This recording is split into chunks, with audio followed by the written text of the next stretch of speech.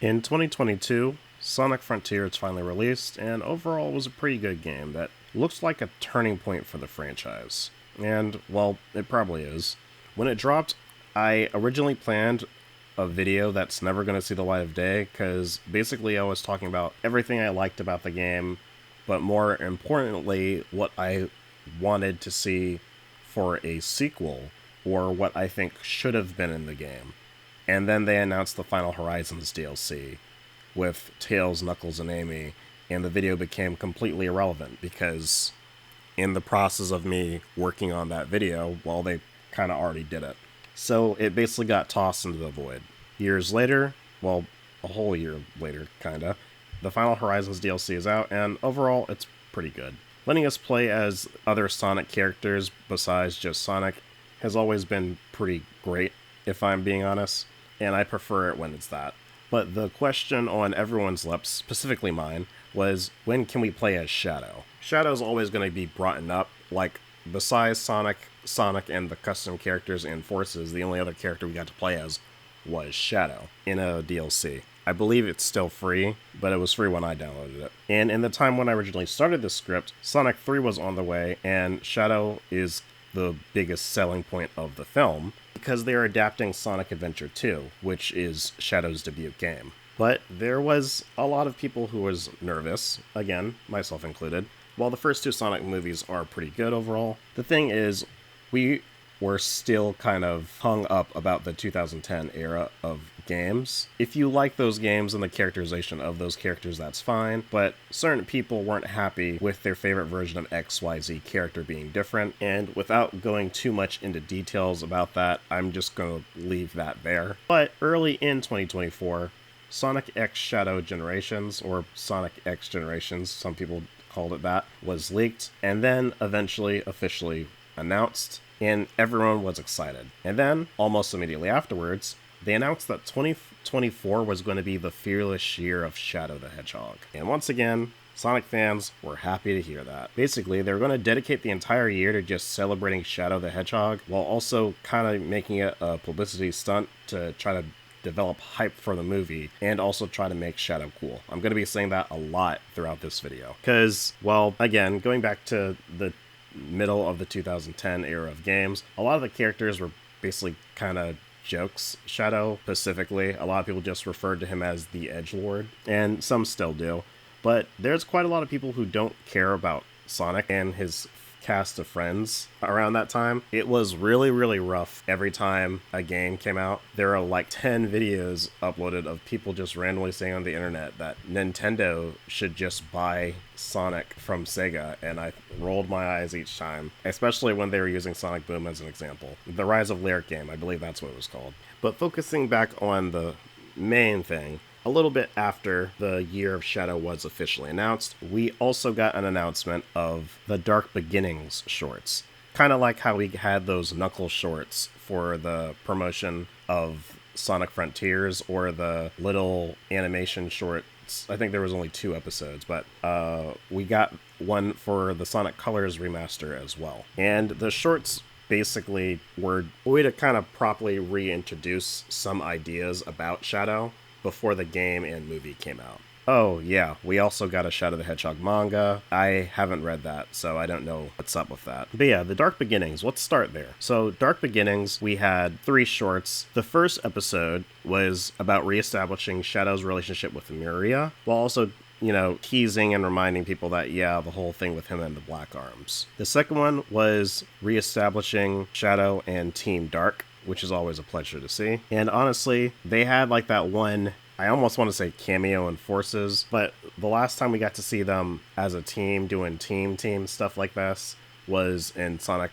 06. And well, that is over a decade. And it's nice to see just the team dynamic with these guys. And man, they're such good friends. Anyway, the final one was showing how Shadow got to the Ark in time for the game, because these are also prequels. Oh, also, the general from Shadow the Hedgehog that wanted to kill him is also in these shorts. His name is Abe, apparently. I did not know that. And side note, I love that no matter how much of a big Sonic fan you are, there's always just going to be that one random thing that you just had no idea existed. I just find that funny. But along with the Dark Beginnings stuff, we also got an announcement of a Sonic Justice League crossover. And how they debuted it was they had Shadow the Hedgehog as Batman in a short. And this is hilarious for me personally, because in the Sonic sprite community that I was a part of years ago, I did this whole little Sonic Kamen Rider thing. But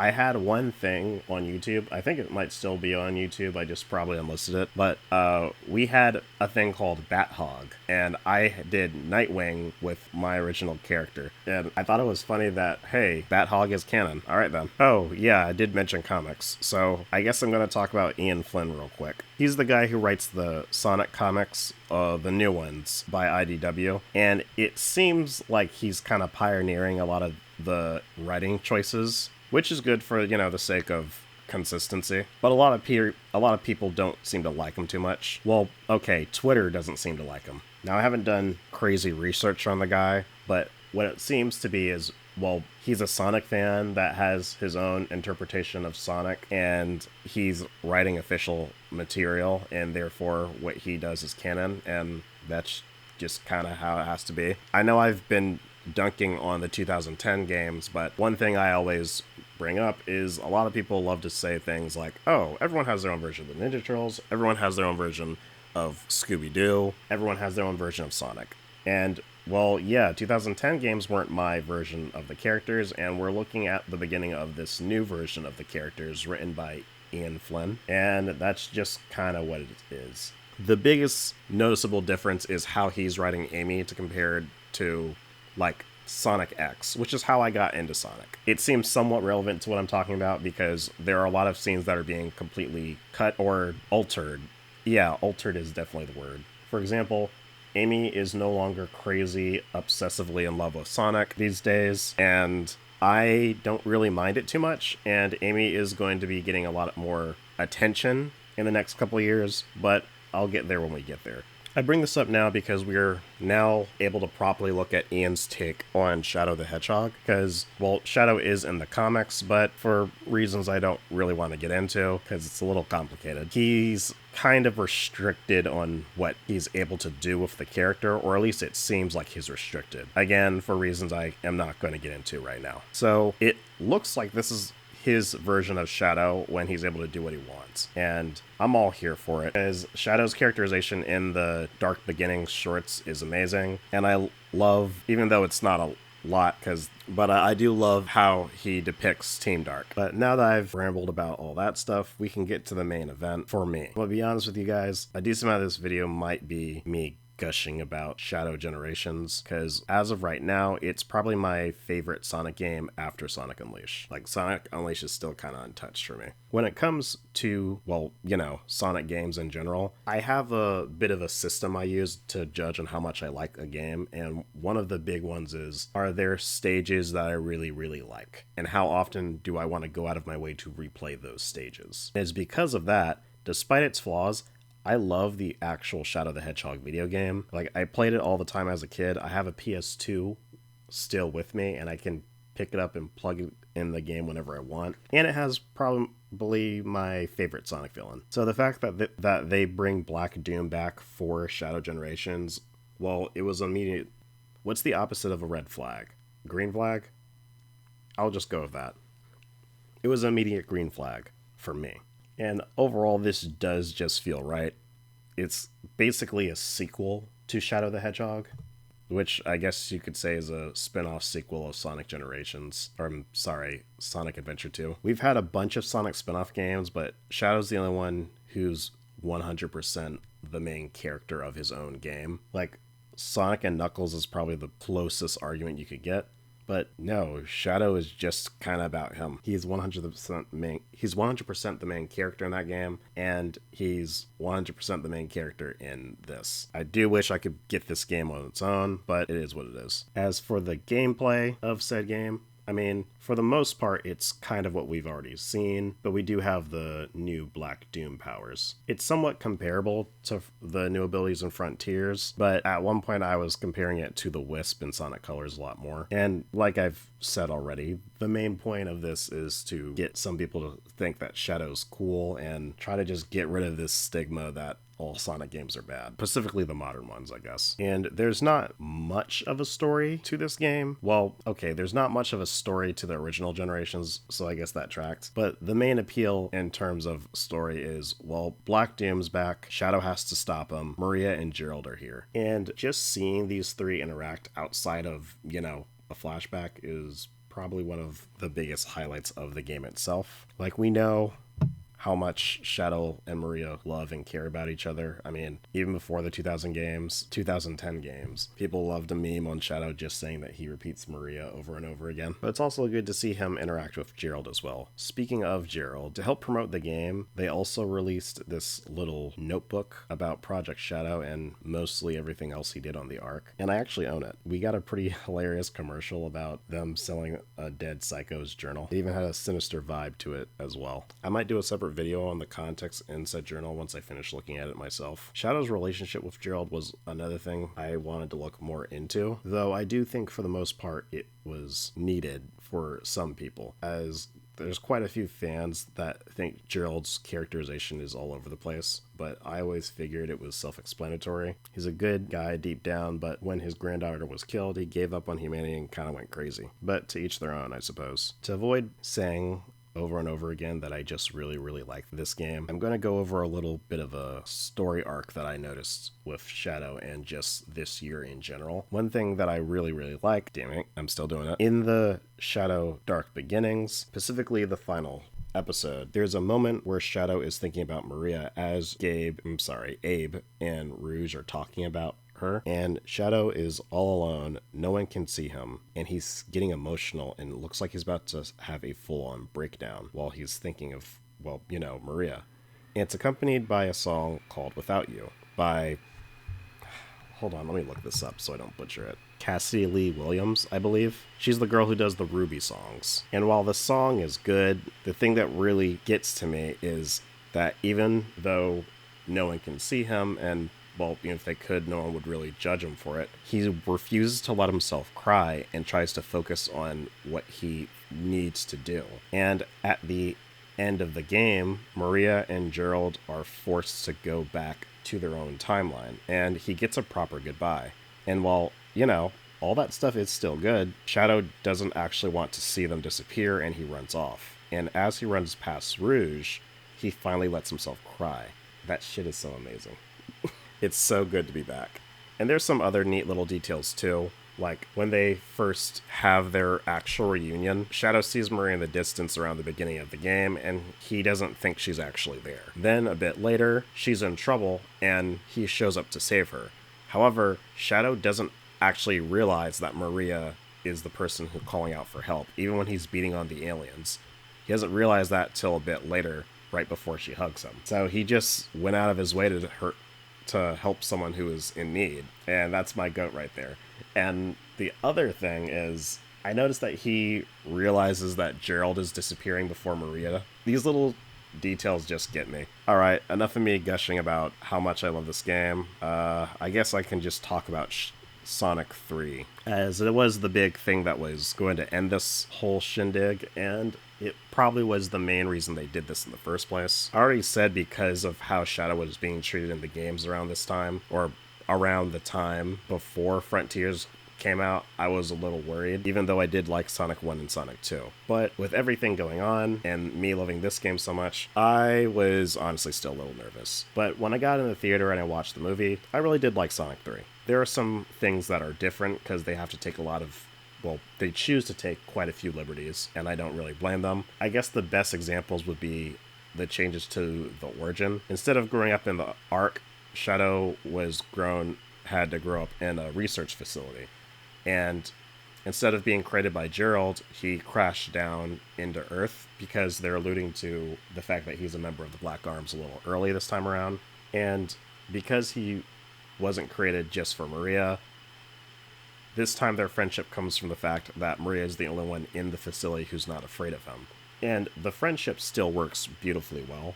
And overall, Shadow is just the best part of the movie. However, the reason why that's also a bit of a bummer for me is because I think Sonic 2 kind of blows this movie out of the water. It also just goes to the credit of just how good that film is. But Sonic 1 felt like, okay, we want to try to do a Sonic movie, and it was overall pretty good besides the fact that, they changed the model. And Sonic 2 felt like they wanted to embrace more of what the games were. And while this movie does that as well, it also feels like it's a weird blend between 1 and 2. And I realized that at one point in the middle of the movie, during the whole gun raid, there is a bunch of scenes with some of the human characters. Unfortunately, this includes Jim Carrey, where I was kind of just waiting for things to hurry up, but it wasn't anywhere near as much for me to say this movie sucks. It was alright. It could be better, but it's far from bad. And again, I'm only so hard on it just because I've seen Sonic 2 and I just think that movie's amazing. Shadow, again, is the best part of the movie. Like, the second coolest moment of the film is the Super Shadow, Super Sonic fight, but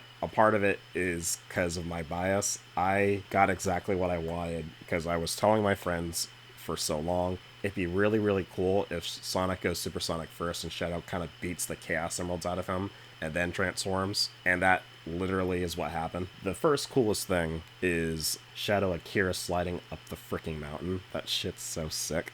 But overall, that is the whole gist of the Year of Shadow. We are going to probably see more of him whenever we get the inevitable Shadow show. And it seems that the only reason Shadow Generations was made the way it was is because they wanted to do more Sonic spin-offs starring Sonic's friends, but because Shadow the Hedgehog was the only other time a game starred Sonic's friends and it was received the way it was, they were a little hesitant, so this was probably the best way they could have done it. But Shadow Generations is really loved, so hopefully we can get more games like that for not just Shadow, but maybe some other characters, which brings me to the talking point of how I'm going to end this video. A lot of people, as 2024 was ending and we were rolling in 2025, were constantly going back and forth on who should be the next year of character. Because Metal Sonic and Amy are going to be in Sonic 4, people were saying, oh, it has to be the year of Metal Sonic, the year of Amy. Some people want the year of Tails because it was on the Tails tube. Some people want the year of Knuckles because Knuckles' show came out, and you can keep Knuckles, I'm gonna be honest. Some people are talking about their year of Cream, their year of Cream's mom. Both those names sound terrible. The year of the Chaotix, the year of Silver. He's lucky if he gets 2 days. The year of Blaze. And I think that last one will be really cool, but they gotta remember that Blaze exists first. Honestly, whatever they do, I just hope they have as much confidence and go all in on it like they did with this. Because honestly, as a big Shadow fan, my bias is showing, but I thought this was absolutely amazing. And again, this just feels great to be back. Oh, well, I did forget one thing. Right before the Year of Shadow ended, we got a teaser for the next Sonic game, Team Sonic Racing Crossworld or something. The first trailer came out recently, and it's basically the Sonic Team Racing games with a blend of Sonic Riders because their vehicles can transform, which is probably the best of both worlds. For anyone who knows my content back in the day, I love Sonic Riders so much that I named my show after it. But after Free Riders came out at the start of like us getting these games in the 2000 era, because Free Riders was on the Kinect amongst other things, but the Kinect was the big issue.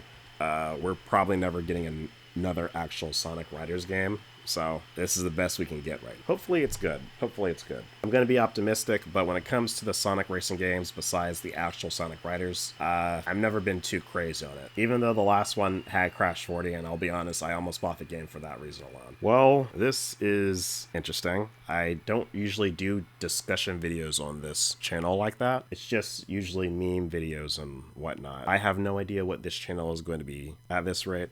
Part of me has gotten the spark to get back into making Sonic content, but it's not going to be consistent at all if I do, because I also kind of want to make more content on either Code Rain or Power Rangers, just because I feel like as Power Ranger fans kind of need anything we can get.